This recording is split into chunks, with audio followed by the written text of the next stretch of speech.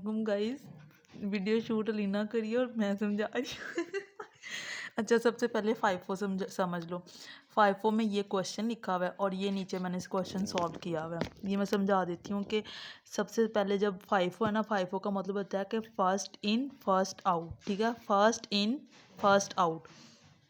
First Jan को 200 unit जो है ना वो 220 ईच के हिसाब से ना ख़रीदे हैं। ठीक है, परचेज़ है तो परचेज़ में 20 प्राइस थी और 200 क्वांटिटी थी। 4000 पी इंटू क्यू आ गया। ठीक है, सेल हमने कोई नहीं की थी, वैसे सेम ले आएंगे। उसके बाद 20 इंटू ईच रिमेनिंग इन्वेंट्री में जैसे सेम इधर लिखा था वैसे सेम इधर लिख देंगे।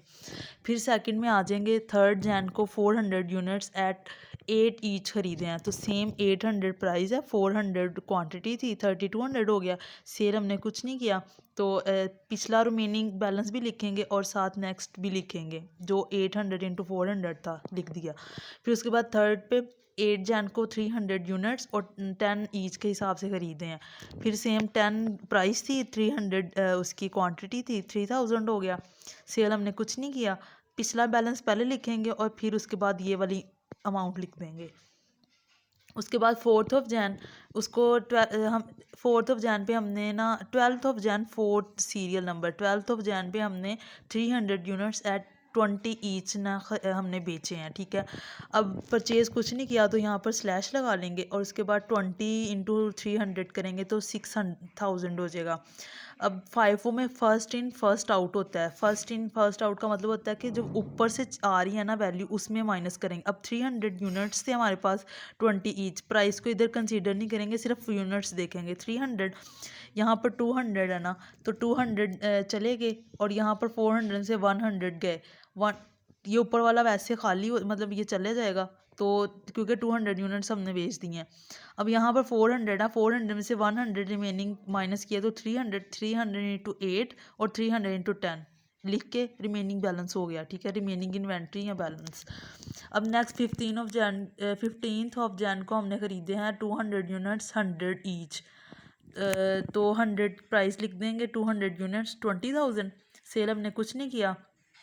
फिर हम सबसे पहले पिछली रिमेनिंग इन्वेंट्री लिखेंगे 8 इंटू 300 10 इंटू 300 फिर 100 इंटू 200 20,000। तो उसके बाद नेक्स्ट फिर हमने 20th ऑफ जैन को 600 यूनिट्स जो है ना वो हमने सोल्ड किए हैं 10 ईच पे। तो हमने परचेज़ कुछ नहीं किया तो 6000 आ गया। अब 600 यूनिट्स हैं, 600 यूनिट्स पे 300 भी ये वाले भी गए, ये वाले भी गए, 200 रह गए, 100 इंटू 200 आया तो 20,000 आ गया। ये हो गया फाइफो मेथड। अब इसके हम CGS अप्लाई करते हैं। यहाँ से देखना है, ऊपर वाला गलत हो गया। अब सबसे पहले हमने देखना है कि CGS में हमारे पास कौन कौन सी वैल्यूज़ हैं। CGS में जो हमारे पास वैल्यूज़ थी वो सबसे पहले हमने सेल में देखना है कि जो 300 और इंटू 20 हमने बेचा है वो था, हमने ख़रीदा कितने का था। यानी यहाँ पर जो हमने डिडक्शन करनी है ना, यहाँ पर जो यहाँ से वैल्यूज़ डिडक्ट होंगी वो CGS में आएंगी। 300 था, 200 इंटू 20 और 100 इंटू 8 तो वैसे ही सेम हम इधर लिख लेंगे। 200 इंटू 20 4000, 100 इंटू 800 100 इंटू 8 800।